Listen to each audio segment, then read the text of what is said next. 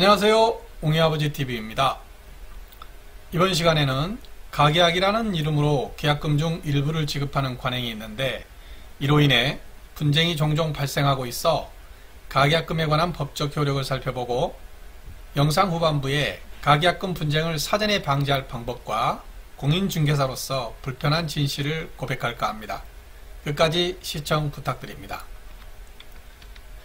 우선 사례를 보시죠. 사모님, 집은 마음에 드시죠? 이만한 집 구하기 힘들어요. 전세 2억이면 금방 나갑니다. 입주 날짜도 맞고요. 그렇긴 한데요. 이번 주 토요일 돼야 계약할 수 있어요. 그럼 오늘 가계약금 200만원 정도 해서 물건 잡으시죠. 놓치기 아깝잖아요.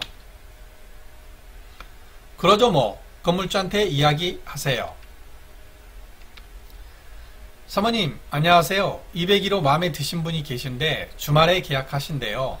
보증금 2억이고 다음 달 말에 입주하신답니다. 가계약금 200만원 넣을게요. 딴 데 계약하시면 안 돼요. 입금 확인되었죠? 그럼 토요일 오전에 뵙고 계약하시죠. 잘 진행되는 것처럼 보이네요. 그런데 다음날 전화가 옵니다.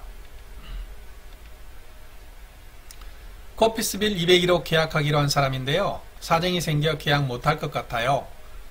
가계약금 돌려주세요. 사모님, 무슨 일 있으세요? 근데 어쩌죠? 가계약금은 돌려줄 수 없어요. 건물주한테 직접 입금했잖아요. 가계약금은 24시간 이내에 취소하면 돌려받을 수 있다고 하던데요. 돌려받을 수 없다면 가계약 안 했죠. 대부분 이런 형태로 진행되죠. 그런데 가계약금을 규정한 법률 규정이 없어요. 실무적이고 관례적인 용어라는 반증이죠. 판례는 가계약금의 효력을 민법 제565조의 계약금의 해당 여부를 기준으로 판단합니다. 의사표시를 해석하여 중요 부분에 관한 합의가 있었다면 가계약금은 반환받을 수 없고요. 중요 부분에 관한 합의가 안 된 경우는 가계약금은 돌려받을 수 있습니다. 계약의 중요 부분에 관한 합의가 핵심 키워드죠. 이에 대한 판례를 살펴보면요. 대법원은 계약이 성립하기 위하여는 그 본질적 사항이나 중요 사항에 관하여는 구체적으로 의사의 합치가 있거나 적어도 장래 구체적으로 특정할 수 있는 기준과 방법 등에 관한 합의는 있어야 한다. 부동산 매매에 관한 가계약서 작성 당시 매매 목적물과 매매 대금이 특정되고 중도금 지급 방법 등에 관한 합의가 있었다면 매매 계약은 성립하였다고 보아야 한다. 정리를 하자면 계약의 중요 부분에 관한 합의가 이루어졌다 판단하기 위해서는 첫째, 목적물이 특정되어야 합니다. 둘째, 거래 대금이 특정되어야 합니다. 셋째, 금전 지급에 관한 합의가 있어야 합니다. 영상 초반의 사례처럼 코피스빌라 201호, 전세금 2억, 계약금 2천, 이삿날은 다음 달 말일로 합의가 된 경우라면 중요 부분에 관한 합의가 있었으므로 가계약금은 반환받을 수 없습니다. 반면 땡땡 아파트 25평 전세가 나오면 제일 먼저 말해줘요 라며 맡기고 간 경우는 중요 부분에 관한 합의가 되지 않아 가계약금은 반환받을 수 있습니다. 사실 실무적으로 위의 두 번째처럼 그냥 맡기고 간 경우는 다 반환해 줍니다. 따라서 가계약금 분쟁이 야기된 경우라면 첫 번째 경우일 수밖에 없고요. 가계약금은 돌려받을 수 없다라고 할 수 있습니다. 24시간 내 취소하니 가계약금은 돌려주세요 라고 요구한 것에 대해서 대답은 반환 불가입니다. 가계약이란 용어는 관행상의 용어로 부동산 계약은 홈쇼핑 보험 계약과는 다르게 24시간 이내라도 해지할 수가 없습니다. 다음은 지방법원 판례를 좀 더 깊이 있게 살펴볼게요. 방금 전 2005년 대법원 판례를 설명하며 가계약금은 중요 부분에 관한 합의가 있었다면 돌려받을 수 없었다고 했었죠. 그런데 최근 2018년 대구지방법원이 이에 반하는 판시를 한 게 있습니다. 그런데 이에 반한다는 의미는 가계약금을 돌려줘야 한다는 의미가 아니라 오히려 더 폭넓은 요건하에, 즉 중요 부분에 관한 합의가 다 안 된 것 같은 상황에서도 가계약금을 돌려주지 않아도 된다는 내용입니다. 잠깐 사실관계를 보자면 매매대금 2억 7천, 잔금 2018년 10월 중순 등 중요 부분은 얼추 합의가 되었습니다. 그런데 원고, 즉 가계약금을 준 매수인은 매매계약 체결 여부를 결정할 여유를 한 달 정도 달라는 뜻에서 매도인에게 가계약금 쪽으로 300만 원을 보관하였고 결국은 계약을 하지 않고 300만 원 반환을 요구한 경우입니다. 즉 계약을 할지 말지 한 달 내에 결정하겠다는 상태에서 지급한 가계약금인데도 법원은 가계약금을 돌려받을 수 없다라고 판시한 겁니다.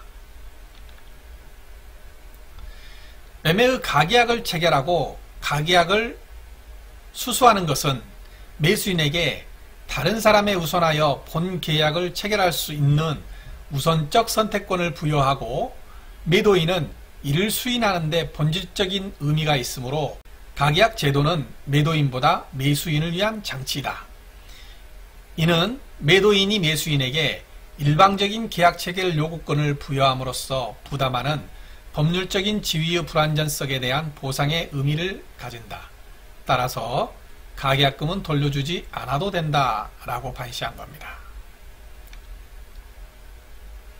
이상 판례나 법률 해석의 추세는 가계약금도 계약금으로 보아 민법 제565조의 해약금 규정을 적용하려는 경향이 강하다는 것을 알 수 있습니다. 지금부터는 불편한 진실 하나 고백할까 합니다. 제가 공인중개사로서 일했던 지난날을 반추해보면요, 매수인이나 임차인이 일정한 조건을 맞춰주면 계약한다고 해서 건물주 임대인을 설득해 놓았는데도 다음날 너무 태연스럽게 계약 안 해요라며 손바닥을 뒤집을 때 허탈감은 말로 표현할 수가 없었습니다.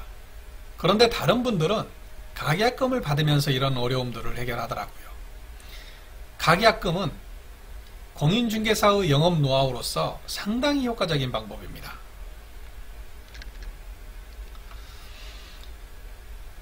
가계약금은 고객의 의지를 확인하고 변심을 방지하는 수단으로 독특한 역할을 합니다. 둘째, 가계약금은 고객을 내 편으로 만들고 경쟁업소로의 유출을 차단하는 역할을 합니다. 따라서 공인중개사의 입장에서는 웬만하면 가계약금을 받고 싶어 합니다. 반대로 고객의 입장에서는 꼭 필요한 경우에만 가계약금을 활용해야 합니다. 가계약금이 나의 선택권을 제한해서는 안 되겠죠. 정리하자면 가계약금에 관한 분쟁을 미연에 방지하려면 첫째, 가계약금을 줄 때는 계약 안 될 때의 효과를 명백히 협의해야 합니다. 둘째, 가계약금을 줄 때 영수증을 받는 게 좋습니다. 송금을 한 경우라도 영수증에 송금 확인용이라는 문구를 쓰고 영수증을 받아야 합니다. 셋째, 영수증을 받으며 유리한 조건을 적어달라 합니다. 잔금일자, 도배 등. 그럼 부동산에서 좀 더 유리하게 협상해 줄 수밖에 없겠죠. 또한 계약이 안 될 때 내 주장을 뒷받침할 증거가 될 수도 있고요.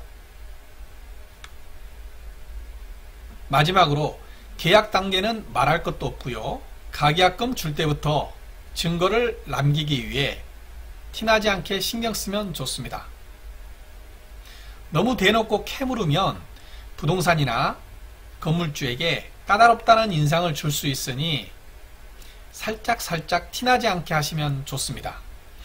고객분들 중에는 일부러 전화를 걸어 협의 내용을 다시 확인하는 분들이 있어요. 헷갈린다면서. 쌍방이 각자의 입장에서 유리하게 협상하려는 여러가지 꿀팁들, 스킬들이 있는데 이것들을 모아서 나중에 따로 영상을 제작할까 합니다. 이상 가계약금에 관한 해석과 현업 공인중개사로서의 심중의 말을 토로해 보았습니다. 이 영상을 보신 분들은 가계약금으로 곤란을 겪지 않기를 바라며 행복한 하루 되세요. 구독과 좋아요 꾹꾹 부탁드립니다. 감사합니다.